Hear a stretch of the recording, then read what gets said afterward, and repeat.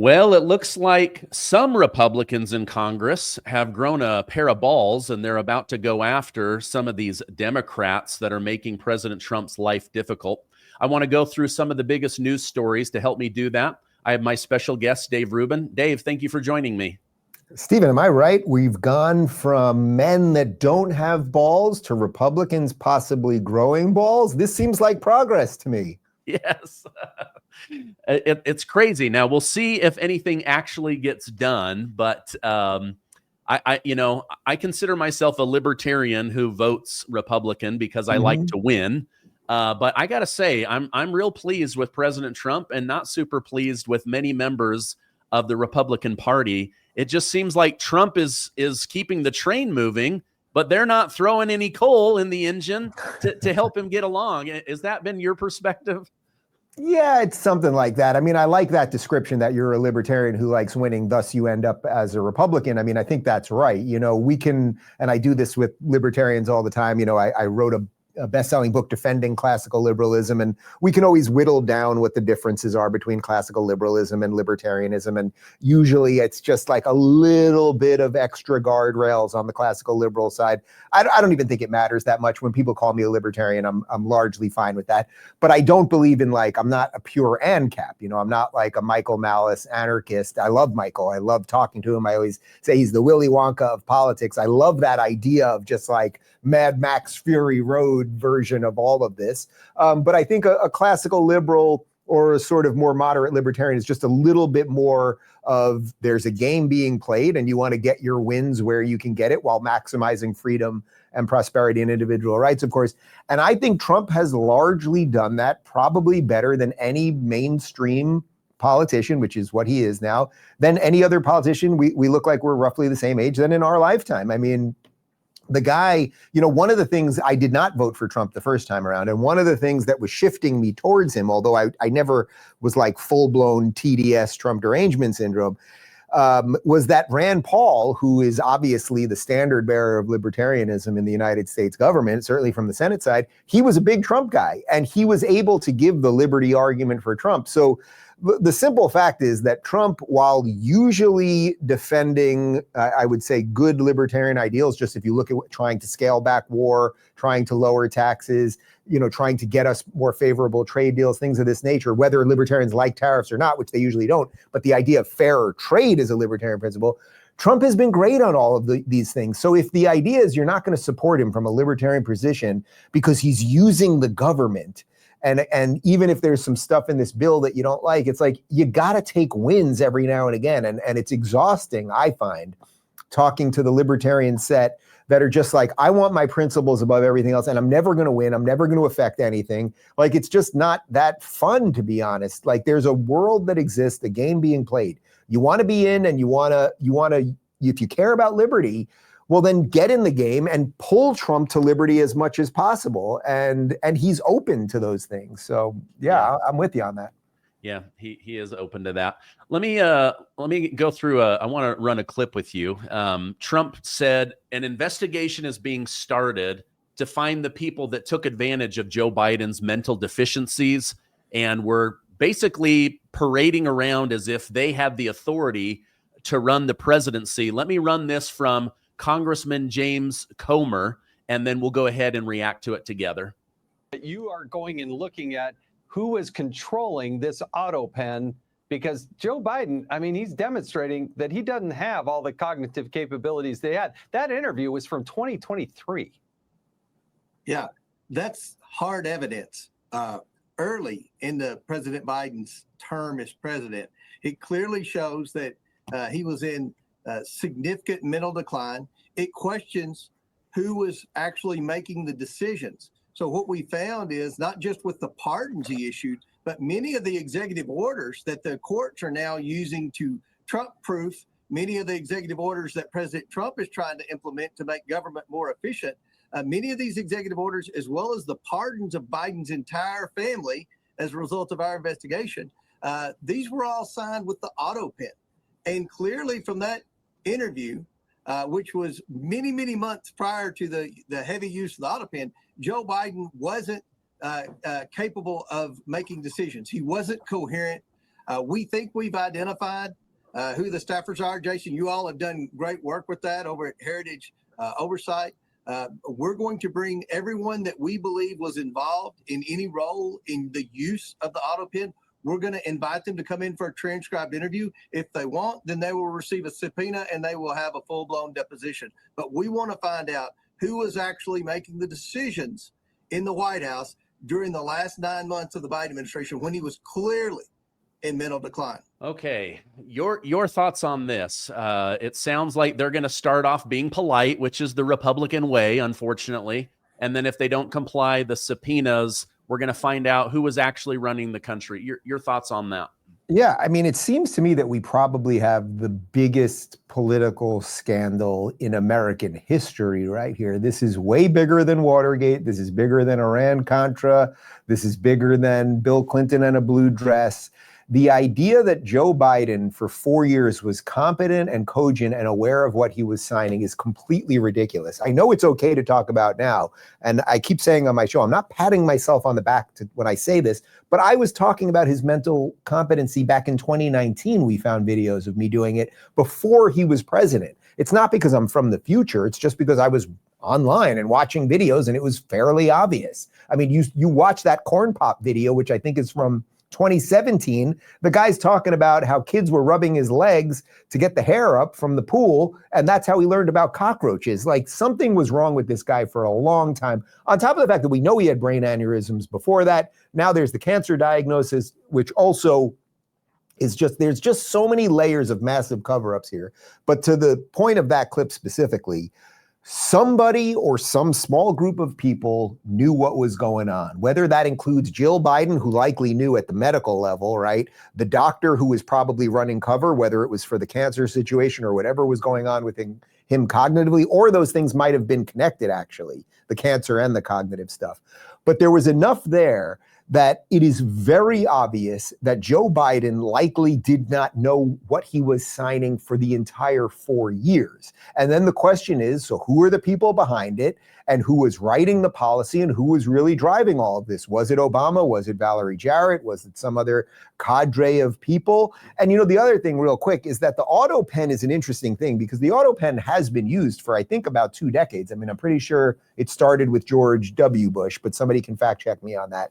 But it was used really so that if a president was overseas and there was some kind of emergency or something that really had to happen quickly, there was a hurricane back home and they needed FEMA emergency funds, or the president needed to do something pressing while he was not home, that he could do it. The fact that he did it for whatever percentage, somebody can check that, whatever percentage of bills that he was signing is crazy. And we all knew it, and it's finally being exposed. But to your point, like, okay, so they can soft glove it for now. Come on in. We'll see what happens. But at some point, the rats will have to get off the ship. Somebody knows about this. And if you want to cut a deal, you may as well be the first one off the ship and cut the deal and be like, you know what? I did see some stuff happen. And in retrospect, I should have said something, blah, blah, blah, blah, blah. But of course, they're going to turn on each other. They have to. Yeah. I look forward to it. Like I'm ready for it. Oh, yeah. I want to know who was getting all those pardons done for Fauci and others. I mean, I'm reading here, thousands of people were pardoned with the Autopen. Possibly the only one in the last months leading up was Hunter Biden that he actually signed. But I look forward to finding out who was masquerading as the unelected president wielding the power of the pardon. I want to know who that is. And former House Speaker Newt Gingrich said this morning: the scale of corruption and manipulation in the Biden presidency will dwarf any previous presidency. This is not about Biden. He clearly had no idea he was being manipulated. I mean, I'm now even reading this morning, Dave, that they might go after Jill Biden for elder abuse, and possibly members of the chief of staff that knowingly knew that this guy was not able to function as a human being, and yet they pushed him and pushed him and pushed him into all of these public situations. That would be really interesting, because I've been saying on my show, this seems like elder abuse. But I don't know. Any thoughts on that? Well, look, as for Jill Biden, I mean, I think she'll pay for this when she meets her maker. I don't know that she is as the first lady that she is, sort of culpable in a legal sense for abusing her husband. Maybe there's some way that they can tie her to that in a legal sense. But the people that were around him that knew, whether it was the chief of staff, Ron Klain, whether it was Pelosi and Schumer, there was that video from about 6 months ago where Mike Johnson said that he was trying to get a meeting with Biden for about 2 years, and then finally they let him into the Oval Office. And there was like a series of people that were blocking him, keeping him away from Biden. And when he finally sat down with Biden, it was clear that Biden didn't even know what the meeting was. We've heard all sorts of other grumblings about, sundowning. So he had to basically put a lid on it every day around 2 p.m. because people, when they get some of these cognitive issues, that by sundown, literally 4 or 5 p.m., the brain just doesn't operate as well. They're just better in the morning. That's just how it is.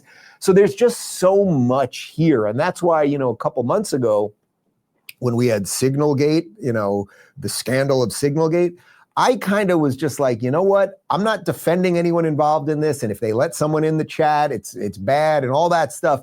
But we just left 4 years of literally everything was a scandal. If the idea is that the president is at the top of the pyramid here and he's compromised, he's not really in charge, then literally everything in the pyramid beneath him is a scandal. So that's why I'm just like, I'm not going to go crazy on little scandals. It's not a defense if somebody lets someone in a Signal chat. But we just got out of 4 years of a massive scandal that we haven't even dealt with yet. So how about we deal with that thing? And then maybe I could be a little more concerned about, let's say, smaller things that are happening now.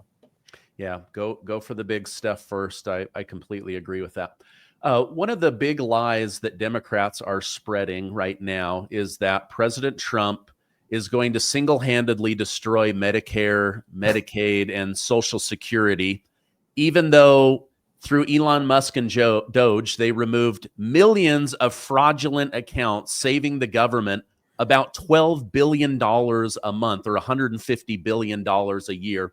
Let me roll this clip from President Trump directly, and then we'll talk about it. Consider some of the proposals on the table, like copay and provider tax, as a benefit cut. How are you viewing those? We are looking at one thing. We're not doing any cutting of anything meaningful. The only thing we're cutting is waste, fraud, and abuse. With Medicaid, waste, fraud, and abuse. There's tremendous waste, fraud, and abuse.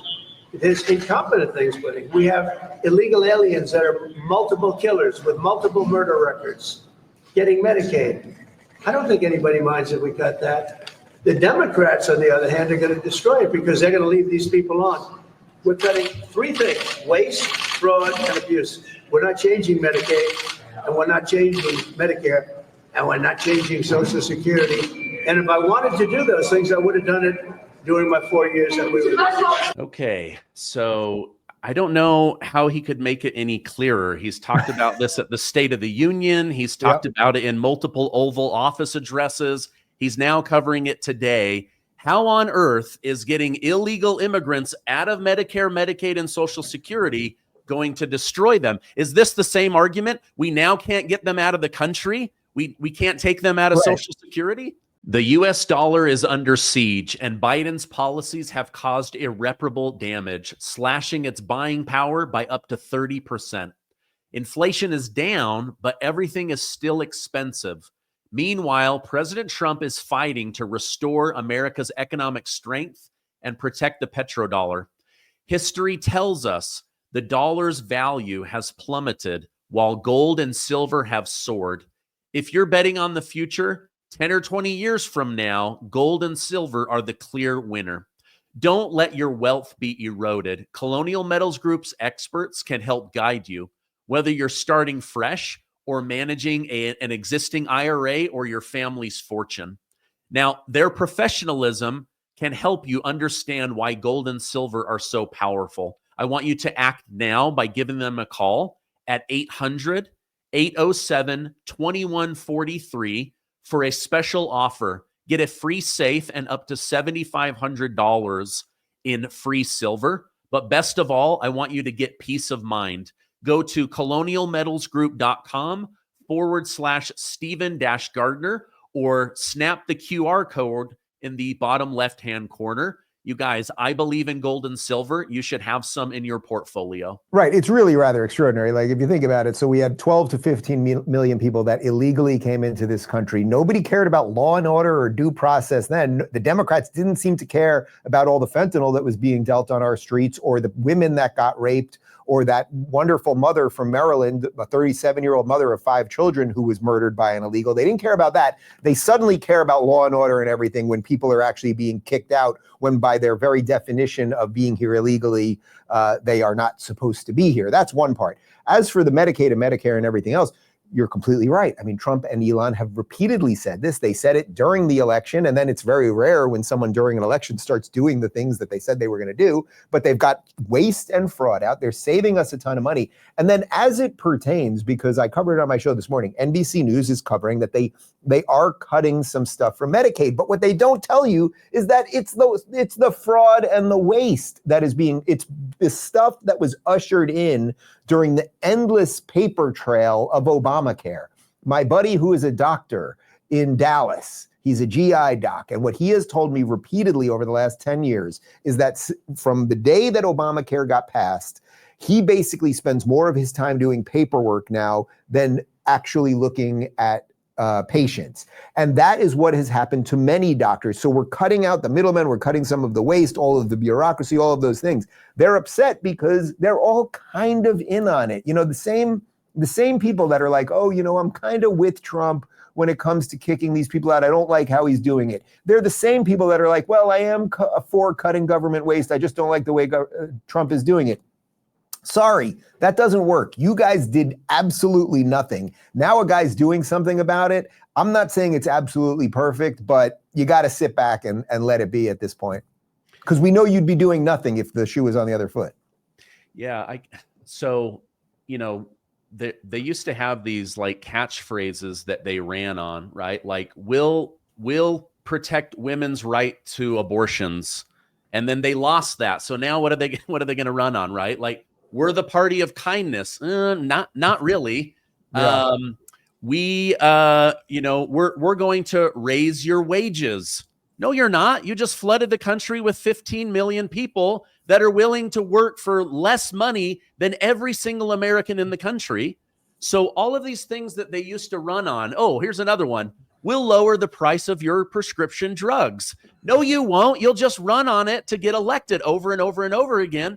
President Trump actually steps in and does that. What are your thoughts on that? Because you got like Bernie Sanders, Kamala Harris, Chuck Schumer, all these guys, they've been running on this lie for decades. Trump actually does it. The only person that has his back is Roana.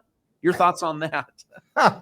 It's funny you mentioned Roana, because Roana is the only Democrat I can get on my show. I mean, we offer Democrats all the time. I go to DC probably 3-4 times a year. We always invite about 20 Democrats, 20 Republicans. I usually get about 15 of the Republicans, and we get virtually none of the Democrats, except Roana has come on twice in the last 6 months. And we debate a lot of these things and absolutely have major disagreements. I mean, he's still for affirmative action, which would discriminate against his own children as an Indian American, but we do it respectfully, and it is what it is.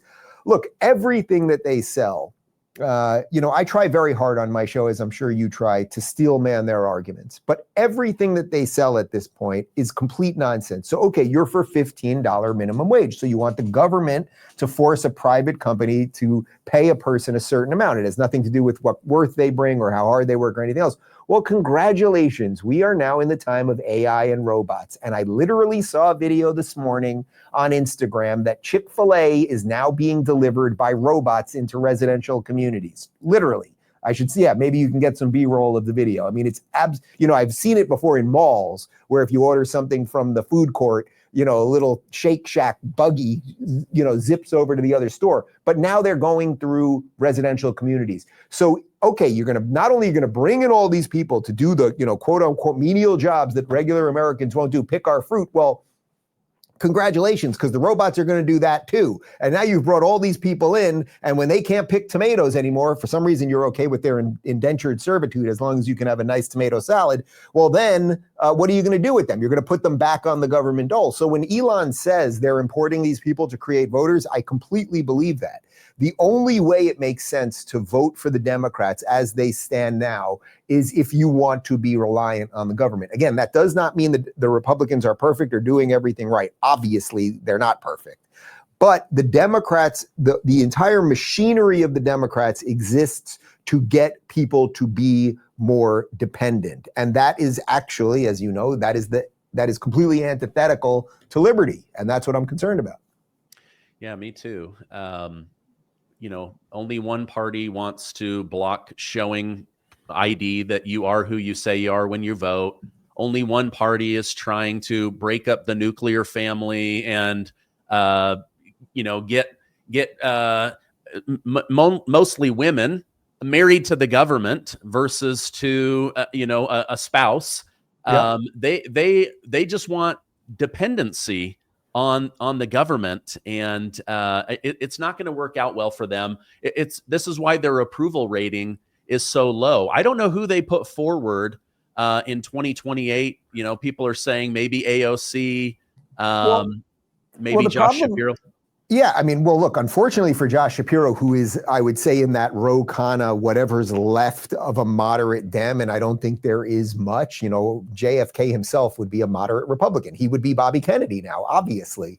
But Shapiro's out because he's Jewish, and they're never going with the Jew again. That's one part, but also they're done with the moderates. So to whatever extent Roana and Shapiro are that, they're just done. They're going the other route, because the other route, as insane as it is, as big government as it is, as hateful towards the American system and freedom and liberty and our founding documents and all of those things, as hateful of all of that as it is, it at least has some energy in the age of the internet. So it's like Bernie is at the end of the rope with them. It's like he ushered in so much of this nonsense, and now at the end, his legacy will be, all right, I guess you allowed AOC to come down, you allowed AOC to, in effect, burn down the country if she was to ever come to power. But everything with them, again, once you say to the government, or once the government says to you, okay, we're going to force you to pay people this amount for this, especially in a time of AI and everything else, well, okay, $15 minimum wage, why not $25? Why not $50? And then that's why the left always out crazies itself, because it's not based in a principle. If the principle is individual liberty, then we can agree or disagree on things, but you understand, okay, the primary purpose of a government is to stay out of the way of you, the individual. But if the purpose of the government is to just rejigger things as the people in power see fit, then every time Bernie says $15 minimum wage, Rashida Tlaib will say, no, I'm more generous, $25 minimum wage. And then the sort of dullards that they've created because of public education, where they don't teach them what liberty is, they're like, oh, Rashida must be better than Bernie because she wants to give us more of nothing. So they have just created a monster, a Frankenstein monster of bad ideas, and I don't know how they get themselves out of it. I really don't. Do you think a lot of this with politicians, where they're willing to vote money out of the business owner's bank account? I know you have younger children than I do. Mine are going into their teen years. I tell them all the time, when it comes to making money, you have to trade value for money. Don't trade time, trade value. If you're not valuable, you're not going to make very much money. But they don't seem to think that way, because as members of Congress, they don't trade value for money. They trade time, and they get paid pretty damn well to do nothing. Well, not only do they get paid pretty damn well to do nothing, if you just follow Nancy Pelosi's stock, tips, you'd be a gajillionaire. Like, we should all just be following Nancy Pelosi. The woman is trading, 70% over the market for 4 decades? Like, the woman's obviously a genius. She should have better dentures, but, the other part's pretty good. Look, you have to teach young people the right things. And it's also why they've been so against school choice. I mean, another thing that Trump is doing, he brings in Linda McMahon. And if you watch the day that Linda McMahon comes to the Department of Education, she says, Mr. President, I'm here to put myself out of a job. What an unbelievable thing for a public servant to say. She's not doing it for money. She's literally a billionaire, right? I mean, this woman has been, body slammed by Hulk Hogan before. She doesn't need this headache. It's worse than that. But she's come in to say, I am going to help disintegrate this top-down system of education that clearly is not working. But why is it that the Democrats want that system to stay in place? Because they want a bunch of, let's say, young people to think a certain way, not to learn how to think, but to learn what to think. Because once they have them brainwashed that way, then all the other stuff that we've talked about, whether it's why a $15 minimum wage doesn't really make sense, but actually give me 25 and that does make sense. The rest of it just is easy. The rest of it is just like giving them candy at that point. If you break their brain and make them dependent and not make them realize that their own life has value and that they should go out and get theirs and that competition is good and all those things, you got a bunch of clone soldiers that you can pretty much do anything with. Yeah. Okay. I appreciate you coming on. Let me go through this last story with you. Now that Biden either lied about cancer, has a totally incompetent medical doctor, or got turbo cancer from too many miracle shots during COVID, Democrats are saying it's inappropriate to bring up his reckless spending. It's inappropriate to bring up his crimes. It's inappropriate to bring up the Autopen and the dementia. For heaven's sakes, this man is dying of cancer. Let me roll a clip and then we'll react to it together. My expectation that President Biden is going to meet this moment with the courage and resilience that he's consistently shown. Seems to me entirely inappropriate that at this moment in time, when President Biden is dealing with a serious and aggressive form of cancer, there are Republicans who are peddling conspiracy theories and want us to look backward at a time when they actually are taking health care away from the American people. No, as House Democrats, we're going to look forward. They literally are trying to take health care away from millions of Americans at this very moment in the dead of night. And Republicans want to fan the flames of conspiracy theories at this moment? No, thank you.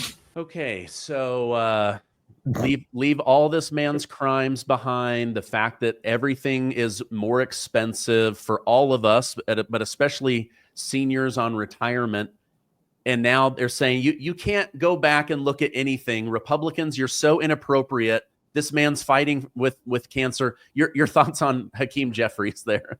I don't call him Hakeem Jeffries. I call him Timu Obama, because when the synthetic humanoid robots come out and then the Chinese make a cheap version of it, that's it. Everything about that guy is inauthentic and fake. The way he moves, the way he speaks, everything, the whole thing, it's just deeply the thing that we are trying to get away from in politics. Everything that's right about Trump in terms of authenticity and saying what he thinks and all those things, Timu Obama there is the reverse of it. But of course you're right. Like, how convenient that suddenly, after all of the years of this nonsense around his mental acuity, finally is coming to a head because of the Jake Tapper book. So we're suddenly all talking about it. It's hot again. Now the cancer thing magically comes out of nowhere, even though it makes no sense by any doctor's estimation that he could have had such a late stage version of prostate cancer, which is the easiest cancer to test. And virtually every doctor that I've heard talk about this on TV has said that it's pretty much a 10-year thing. Now, you're right. Maybe there's a turbo angle to this with the COVID vaccine, which they certainly don't want to talk about. And there are there's always the edge cases that are particularly weird. But it's basically impossible. Even a doctor on MSNBC said it today with Joe Scarborough. It's basically impossible that he got this at this level in the last 100 days. So his doctor either should be disbarred or in jail, or be taken in and put under oath, and let's see what's going on there. Again, there's the Jill portion of it, all of this other stuff. But then there's everything else that Timu Obama said. We just illustrated. They're not taking away healthcare from anybody in the cold of night or anything else. So all they have left is fear. They have nothing else left than fear. And the only question really is, how many people are still fooled by it? And I think, unfortunately, it's still an awful lot of people. I do too. It's just sad to me that people would actually buy this stuff. It's interesting that he's like, you can't bring this stuff up. The guy has an aggressive form of cancer and then calls us conspiracy theorists. Well, I guess it's a conspiracy that you guys are releasing these right as the Robert Hur tapes come out that definitively prove that you couldn't hold a thought in your head. Oh, maybe it's just convenient that the Jake Tapper book is coming out that proves definitively that you should not have been running the most powerful country in the world. But that's just all conspiracy theory. But Stephen, the issue with all of these guys is they're all deep in it, right? Like all of them, there's so much evidence for so long that Joe Biden was not right cognitively. And then you have Jen Psaki running cover when she's White House press secretary, then becomes a quote unquote journalist at MSNBC. You have Joe Scarborough saying that Joe Biden is sharper than he is, like 2 weeks before that insane debate in June. There's so much evidence that and then you have Hakeem and you have Nancy Pelosi saying it and Schumer saying it, everybody. So everybody's in the ship, right? And they all know, and this is what I mean about the rats jumping off the ship. They all were in it because it was like a protection racket for everybody. They were getting what they wanted out of Biden, whatever they wanted the Autopen to do, whatever direction they wanted to take America in. Now they're being confronted with reality, right? So Hakeem can't suddenly be like, oh, well, I guess I was lying that entire time, because that would unmask everybody. So again, the question really is, when will somebody fully crack? There is somebody around that thing. It's not going to be Pelosi or Schumer or Hakeem, but somebody around it. My guess is it's going to be like a mid-level staffer at the White House that is going to have to say, you know what? I was there. Maybe it'll be a Secret Service agent. I don't know. Someone is going to say, you know, I was there one night when Biden actually couldn't get out of bed and had to be injected with something, or when they found out this happened or the other thing, or the nurse that worked with it. Somebody, there's just too much there in the day of information that we live in. So we'll see, but it couldn't happen to a more deserving group of people, truly. Yeah. Okay, so you mentioned Joe Scarborough had a doctor on that's like, listen, this probably was years in the making. I had Naomi Wolf on my show. She's a former, she worked right in the West Wing. She told me everyone in the White House would have known about this, and every day they would have been covering up his disabilities. But CBS News had a doctor on, and this is what the doctor said. Well, they probably didn't run the tests to see if he had prostate cancer because it's very expensive to do on an older person. This is the president of the United States, taxpayer-funded Walter Reed, supposed best medical people in the entire planet, and he couldn't get, according to Grok, an $80 blood test? $80. It's completely absurd. You know, they tell men roughly our age. I think it's usually they tell you at 45 to start getting this test, right? The idea that he has this level 9, which is metastasized into his bone. I'm not a doctor. I'm just repeating some of the things that I've heard. It just sounds like it's impossible. I'm not saying it's zero chance. But again, that's why if we want to do the unfurling of what happened here, we really need to see the doctor's records. We need to see, was this doctor completely negligent? Because at the most generous version of this would be that his doctor's an idiot, that the doctor actually was like, no, I'm not going to do what every doctor recommends. I mean, anyone should check Grok. You're right. Check Grok. What age is a man supposed to get the PSA test once a year? It's about 45, usually 45 to 50. This man's 80. So did the guy that was in care of him not do it? And if so, then he's negligent. And if he was doing it and didn't see anything, wouldn't he want people to know that right now? If they literally have a PSA test from a year ago where Joe Biden is fine, that would be interesting to know. So no matter what happens here, it cannot end well for these people, because it's either complete negligence, it might be criminal, or as you pointed out, if it's actually true that he had a PSA test a year ago that was 100% fine, and now he's at level 9 as it relates to all of this, and it's spread to his bones, well, is there some turbo cancer piece of this? Again, we just want more information, because you guys have lied to us about everything. So all we can do is just wander out into the darkness and guess until we get more pieces of the puzzle. Wouldn't it be odd if the president that tried to force a new vaccine on people ended up getting a turbo cancer from the very thing he tried to force on people and destroy their lives, their income, their jobs, their reputation? I mean, look, they say irony is dead, but maybe not. Look, and as I've pointed out a couple of times on my show in the last few days, I can separate Joe Biden, the human being, from the political machine that Joe Biden is. I don't wish cancer on anyone. You know, we're all going to be confronted with cognitive stuff, whether it's ourself or our family or whatever. So there's like a human part of this that, of course, gets lost because they lie to us about everything. So for whatever part of us would want to be sympathetic, we don't even have time to deal with the sympathetic part. You immediately go to the political part because as it's happening in real time, you guys are still lying to us. And that's the really unfortunate part. Imagine if when Biden went on The View 2 weeks ago, he would have been like, or not even him. Imagine if Jill would have said, you know, Joe actually was diagnosed with something a couple months ago as it pertained to, you know, his cognitive abilities, or maybe had admitted the prostate thing or whatever. And then imagine if they had kind of had that mea culpa. The country would feel very different right now. But instead, they ran with it as far as they could. And now they show no signs of any mea culpa whatsoever. So all we can do is react to that. But they had an opportunity for it to go the other way. They really did. Yeah, they did. That would have been a better time to announce it now that you mention it. Instead of doing a My Cognitive Abilities Are Okay tour, he should have done a, hey, it's been the honor of my lifetime to be the 46th president. I'm now dealing with cancer. This is scary. I know millions of Americans are dealing with this. You know, please pray for me. Even if you didn't love me, it would have been such a different tour. That's it. I don't know how that was not communicated to them, or how Jill did not realize that, or just, look, we just don't know what's going on under the hood in this entire operation. But I just think that was such a missed opportunity. We're all so caught up in politics and everything else that we do miss that human part that I just referred to. Yeah. And if they had just gone on The View, the most, you know, the friendliest show to them, and sat there with these women who have run cover for him for 4 years and just admitted something. Me, myself, I would not have done one political commentary on it that day. I would not have. I would have had nothing but sympathy. I would have said, let's punt all the political stuff for now. But instead, they decided, we're going to go on a tour to tell you he's fine while he's clearly breaking down while sitting in between Jill and Joy, and he can't even finish a sentence. So they're literally both there playing ping pong with his thoughts so that he doesn't fall off the chair. And so again, you guys did it to yourselves. Yeah.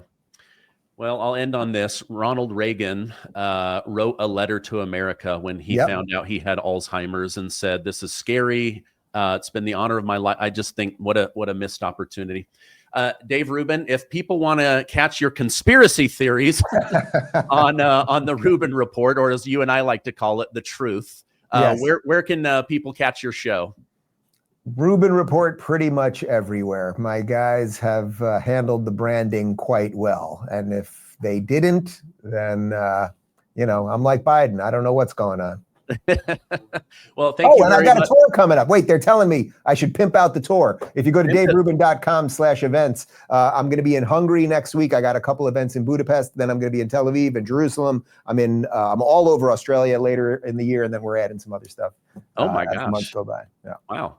Well, that sounds like a great tour. I wish you the best of luck. Dave, thank you so much for coming on. We'll have you on again. I hope you have a great rest of your day. Anytime, Stephen. Thanks a lot.